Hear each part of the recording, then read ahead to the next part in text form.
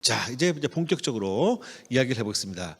자, 내가 뭔가 새로운 이 농식품 분야, 먹거리 분야에 있어서 내가 새로운 비즈니스를 하려고 한다 그러면 저는 크게 세 가지 차원에서 시작하세요 라고 이야기합니다. 첫 번째 차원, 본원적 전략을 뭘로 잡을 것이냐. 크게는 사실 뭐 많은 우리나라 교과서 보게 되면 세 가지라고 하는데 사실 엄밀하게 두 가지입니다. 차별화할 거냐, 아니면 원가에 있어 가격이 아닙니다. 원가에 있어서 내가 우위를 점할 것이냐. 요 두 가지밖에 없습니다. 그거를 매스 마켓에서 할 거냐, 아니면 내가 포커스를 맞춘 특수 시장에서 집중한 상태에서 이 원가 우위나 차별화를 할 거냐. 일단 이것부터 정해야 됩니다. 내가 관심 있는 게 뭐지? 차별화하는 거야? 아니면은 효율을 내는 거야? 요거를 먼저 이제 정해야 되는 거죠. 자, 요게 이제 한 차원입니다. 예. 두 번째, 무엇을, 상품을, 제품을 가지고 할 것이냐, 아니면 방법을 가지고 할 것이냐. 방법이 뭘까요? 농법, 기르는 방법, 제조하는 제조 방법, 이런 것들이 되겠습니다. 유통하는 방법으로 비즈니스를 할 거냐, 아니면 상품으로 비즈니스를 할 거냐. 예, 이게 하나의 또 차원입니다. 지금 차원이 두 가지가 나왔죠. 세 번째 차원. 그래서 그걸 어떻게 할 건데? 그걸 만들 거야, 아니면 연결할 거야. 이렇게가 됩니다. 자, 다시 정리를 해보면 크게 원가 리더십으로 가져갈 거냐, 차별화를 할 거냐, 무엇을, 상품을, 아니면 방법을 어떻게 만들어서, 아니면 연결해줘서 2 곱하기 2 곱하기 8입니다. 예. 여기에서 이제 이를 더 곱하면 아까 앞서 보여드렸던 것처럼 매스 마켓이냐, 특정 시장에서 곱하기 되면은 그죠? 16개가 되겠지만 일단 그거 제껴 놓으면 8개가 됩니다. 그걸 정리해 놓으면 이렇게 되는 겁니다. 포인트가. 원가 우위를 바탕으로 상품이나 방법을 만든 거나 연결하거나, 차별화를 바탕으로 상품이나 방법을 만든 거 연결한다. 그러면 요거에 이쪽 원가 우위 쪽 같은 경우에는 4개가 더 나오겠네요. 기존에 있는 플레이보다 내가 생산비가 더 낮은 상품을 만들겠다. 예. 그러면 내가 마진의 폭이 커진다는 이야기네요. 현금이 많이 들어오겠네요. 할 수 있는 일이 얼마나 많아지겠어요. 가격을 할인할 수도 있고, 현금을 쌓아뒀다가 R&D 투자할 수도 있고, 그죠? 예. 첫 번째 방법. 두 번째, 기존 플레이어들보다 낮은 생산비를 생산할 수 있는 방법을 개발한다. 새로운 농법이나 새로운 공정을 가지고 비즈니스를 하는 겁니다. 상품으로 승부하는 게 아니라. 세 번째, 판매자와 구매자, 나 말고 판매자가 있고 팔려고 하는 사람이 있고 살려는 사람이 있잖아요. 여기서 말하는 살려는 사람은 단지 소비자만을 이야기하는 게 아닙니다. 예, 그죠? 아까 보셨죠? 수많은 연결이 있었잖아요. 수많은 중간 연결이 있는데 팔려고 하는 사람과 구매하는 사람은 언제나 연결하려고 하거든요. 그 연결 비용을 내가 줄여준다. 어떠한 방식으로든.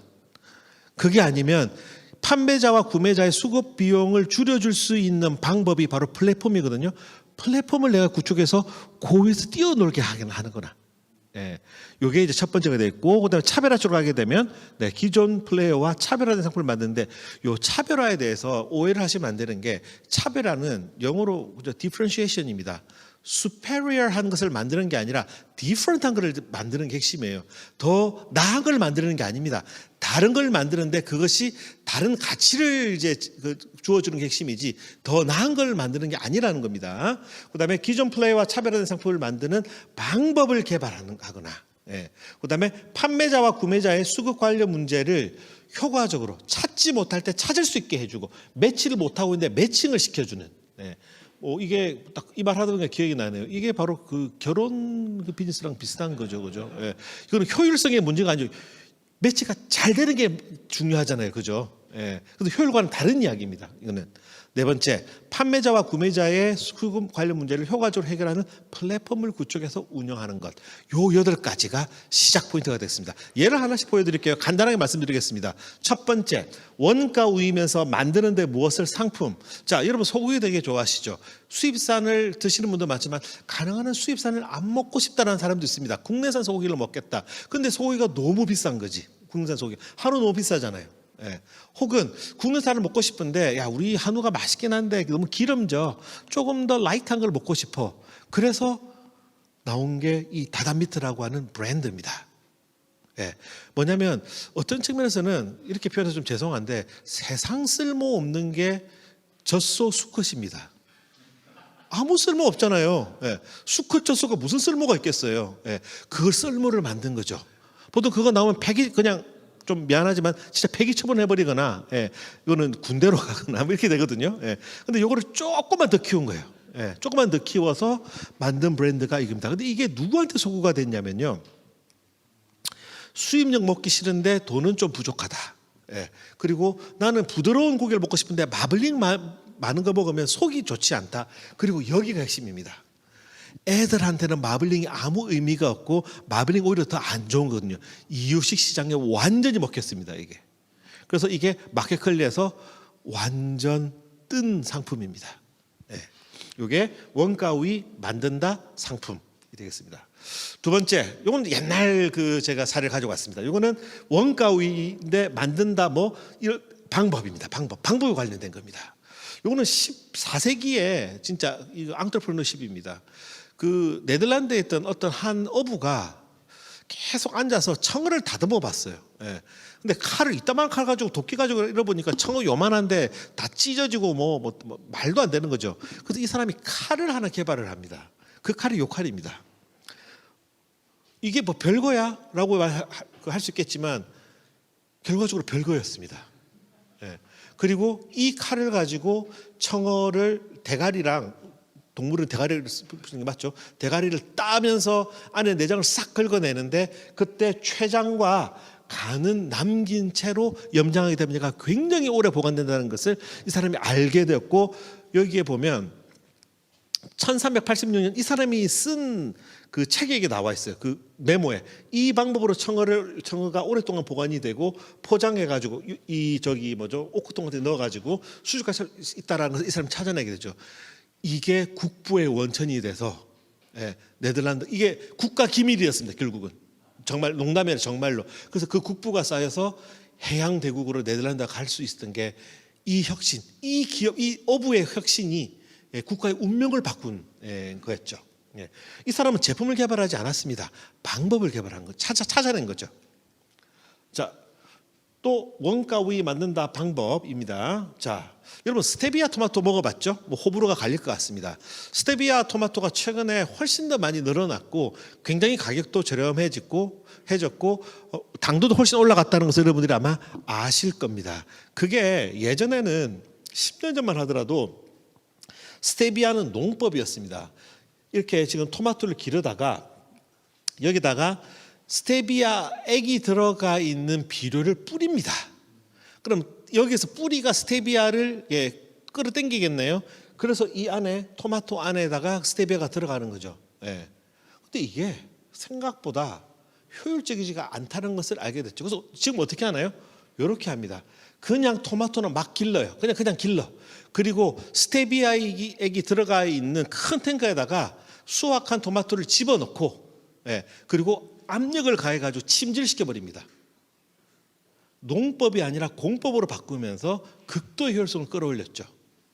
그래서 가격이 많이 내려가고 굉장히 저렴해요. 그래서 얘는 이렇게 생산된 스테비아 토마토는 농산물인데요. 이렇게 생산된 스테비아 토마토는 공산품으로 잡힙니다. 엄청 돈 벌었죠. 요 방법이. 자, 1-3. 판매자와 구매자의 수급 비용을 줄여준다. 원가 우위 곱하기 연결한다 곱하기 무엇 상품. 손종수 대표 브라운백. 여기는 이제 뭐냐면 지금 우리나라 카페 수는 너무 많은데 일할 사람이 없는 거예요. 지금 카페 안에서. 예. 근데 커피는 잘 아시다시피 누가 어떻게 내리는 데서 맛이 너무 다르잖아요. 바리스타를 어떻게 고용하고 알바 계속 바뀌는 어떻게 커피 맛을 보장합니까? 그리고 각 카페, 독립형 카페들은 자기들만의 시그니처 원두를 가지고 싶어요. 예. 그런데 구매력이 없기 때문에 가격을 맞출 수가 없습니다.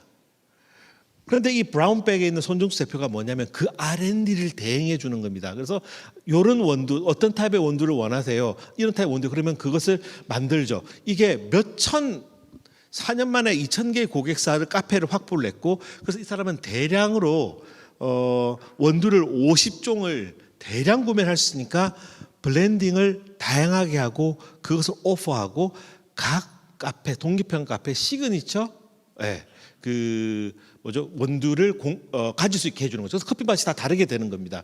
저렴하게, 예, 저렴하게 해주고, 그리고 커피를 내리는 사람에게 의존하지 않도록 커피 머신을 공급하는데 IoT 기반으로 갑니다. 예, 그래서 커피 맛이 어떤 원두를 비중을 어떻게 내냐에 따라서 다르게 내리는 방식으로 해서 지금 아주 성장세가 높은 스타트업이죠. 1-4. 요거는 원가 우위인데 상품이 아니라 연결하는 걸로, 연결하는 방법으로. 트리치, 아주 유명한 데죠. 여기는 갖고 있는 게 정보밖에 없습니다. 어디서 어느 나라에 있는 어떤 산지에 어떤 셀러가 뭘 얼마나 가지고 있고 얼마나 가질 것이고 가격이 얼마다, 딱 요 정보만 갖고 있는 거예요. 이거 원하는 사람 하면 그 기업이 여기 들어와서 구독을 하는 겁니다. 그래서 몇 천만 원 내고 구독 들어오게 되면 그거 공개해 주는 겁니다. 서치해서 내가 필리핀에서 어떤 카사바를 5만 톤을 구매하겠다 할 때 연결해 주는 이런 비즈니스를 하는 데가 트리치가 되겠습니다. 자, 이제 차별화로 갑니다. 차별화에는 차별화 만든다, 무엇을 상품. 네. 김치 시저닝. 오늘 지금 다음에 이어서 이제 발표를 하실 텐데 이런 생각을 한번 해봤습니다. 여러분 드셔보셨는지 모르겠는데 이 상품을 안태양 대표가 우리나라에서 처음 시작했으면 되게 힘들었을 거라고 생각을 해요. 우리 한국 사람들한테 이 상품이 과연 필요할까요? 별로 필요 없는 상품입니다. 근데 이게 시작이 미국이었기 때문에 김치가 뭔지는 알아.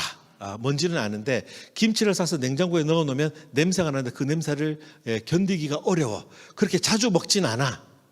그러니까 이 사람들은 어떻게 하냐면 파우더네.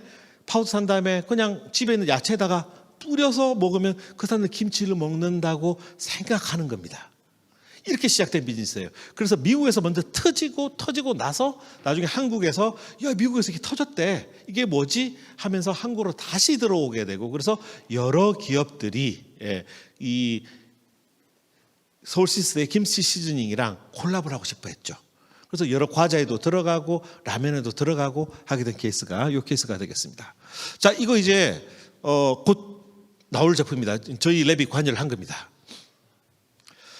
정말 우리 살을 뺄 수 있을 거라고 하는 신념으로 그렇게도 닭가슴살을 많이 먹었잖아요. 질려서 미치겠잖아요.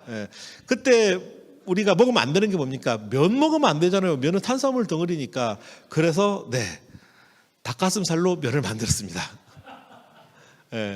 근데 정말 그럴듯한 면을 만들었습니다. 이게 이제 아마 다다음 주쯤에 출시가 될 겁니다. 면은요, 시간이 없어서 오랜 이야기 못하겠습니다만 면은 대체 불가능한 속성이 있습니다. 음식 중에서 입술을 훑고 들어가는 그 촉감을 즐기게 하는 쾌락을 주는 유일한 게 면이거든요. 이거에 중독이 되면 면을 끊을 수가 없습니다. 그 촉감입니다. 이거는 그 촉감을 만들어내는 게 핵심입니다.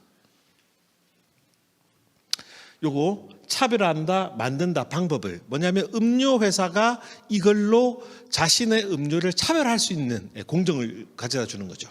뭐냐면 탄산음료인데요. 한 번 개봉하면 다 먹어야 되잖아요. 리실러블 한 겁니다. 실험해봤습니다. 제가 이거 적용된 거를 가지고 와서 해봤더니 탄산 그대로 유지됩니다. 먹다가 닫아놔도. 이게 원래는 독일 기술인데 램노시, 국내 램노시가 그 기술을 샀습니다. 그다음에 마켓컬리에 들어간 안단테 데어리라고 하는 데인데요. 마켓컬리를 스페셜하게 만드는 아이템 중에서 하나가 사실은 이런 고메 치즈입니다. 그래서 흔히 구할 수 없는 치즈를 마켓컬리에서 많이 팔고 있고, 실제 이런 그 독특한 치즈, 그러니까 수입 치즈의 판매 1위가 마켓컬리입니다. 근데 마켓컬리 MD가 이걸 어떻게 다 구매할 수 있을까요? 구매할 수가 없습니다. 그것을 전 세계에 있는 좋은 치즈들을 적당한 가격으로 확실하게 소싱을 해서 구색의 차별화를 만들어주는 데가 바로 여기입니다. 이분은 공학도 출신이시고 본인이 치즈에 빠져가지고 치즈업을 하시게 되면서 전 세계에 그 치즈 주요 생산자들과 네트워크가 생겼고, 그 네트워크로 치즈를 소싱해가지고 마켓컬리에 대주는 역할을 함으로써 크게 성공을 하셨죠. 마지막인데요. 이것도 마켓컬리 이야기이긴 합니다만, RMR입니다. RMR은 뭐냐면, HMR은 뭐냐면 집에서 먹는 가정 간편식인데, RMR은 쉽게 말하면 그 식당에서 먹는 메뉴를 집에서도 먹게 해주자. 그럼 이걸 뭐를 극복하게 해주나요? 시간의 제약, 공간의 제약을 극복하게 되죠. 왜? 내 냉동고에 들어가 있으니까. 사실 컬리가 이걸로 성장했습니다. 초기에. 그래서 컬리의 비즈니스 모델이 차별한다, 연결한다, 그 방법을, 그게 바로 이 RMR 비즈니스 모델이 되겠습니다. 그래서 식당 다 찾아가가지고 당신의 이 메뉴를 우리가 공장이랑 연결해가지고 개발해서 우리가 대신 팔아줄게. 그럼 수익은 나눠 가집시다. 이렇게 되는 거죠. 대표적으로 부산에 있는 사미연, 또 되게 유명한 집인데 서울에 있는 사람처럼 어떻게 먹겠어요? 부산에 가서 공간의 제약이 있죠. 그거를 극복해 주는 모델입니다. 이게. 그다음에 이연복 셰프의 목란, 이거 예약 안 되잖아요. 예약 안 됩니다, 여기. 이걸 어떻게 극복해 주나요? RMR로 극복해 주는 거죠. 집에서 내가 원하고 싶을 때 언제든지 냉동고에 꺼내서 먹을 수 있게 해주는. 자, 그래서 결론입니다. 보통 그 농식품 분야 스타트업이라고 한다면 직접 내가 농사를 짓거나 직접 제조를 해야 된다고 생각을 하지만 꼭 만들어야 되는 건 아니다. 연결하는 것도 충분히 비즈니스 모델이 될 수 있다. 그리고 오늘 곧 뭐 이야기하겠지만 우리 그 안태양 대표도 첫 시작을 하고 미국에서 대박을 낼 때 공장을 짓지 않은 상태였습니다. 지금 우리나라에서 잘하고 있는 굴지의 식품 대기업들, 뭐 예를 들어서 풀무원만 하더라도 자기네 공장에서 생산한 것은 25% 정도밖에 안 됩니다. 나머지는 다 전문 공장들과 협업해서 OEM 생산을 하고 있는 거죠. 자, 그래서 이 두 가지 말씀드렸고, 그 다음에 자꾸 우리가 흔히 차별화만 생각을 하는데 실제 식품 분야에서는 포인트들이 너무 많고 이게 막 연결이 되다 보니까 자꾸 비효율성이 나오거든요. 그 포인트, 그 연결된 부위에 대해서 비효율성을 찾고 그 비효율성을 극복해 주거나 아예 그 포인트를 뛰어넘어서 그 다음 포인트로 바로 연결해 준다라거나, 그렇게 된다면 굉장히 좋은 비즈니스 모델이 될 수 있다. 그리고 절대 하지 말아야 될 것, 내 목표는 맛있는 식품을 개발하는 것이다. 맛있는 음식을 개발하는 것이다. 그런 출발이 잘못됐습니다. 요거는 이런 식으로 접근하게 되면 실패하게 된다고 저는 생각합니다. 물론 저거는 가져야 될 속성이긴 한데 그게 목표가 되어서는 안 됩니다. 그 속성은 갖추어야 되는 거지만 그 자체가 목표인 건 아닌 거죠. 그리고 말씀드린 것처럼 차별화의 방향은 superior한 것을 하는 것이 아니라 다른 가치를 던져주는 것을 만드는 것이 차별하다. 자꾸 고급으로 가는 것이 차별화가 아닙니다. 그리고 마지막, 요 되게 저도 하다가 이쪽에 연구를 하다가 알게 된 건데요. 소비자들은 오히려 너무 급격히 혁신적인 거를 먹이면요 싫어합니다. 왜? 내 몸에 들어가는 거기 때문에. 익숙한 새로움을 좋아합니다. 아무리 벌레를 죄송합니다. 곤충 푸드가 혁신적이더라도 너무 혁신적인 것은 입에 들어가기 때문에 거부감이 이제 존재를 하는데, 그래서 익숙한 새로움을 만들어내는 것이 이 농식품 분야에서는 굉장히 중요한 포인트다까지 말씀드리고 너무 길었습니다. 마무리하겠습니다.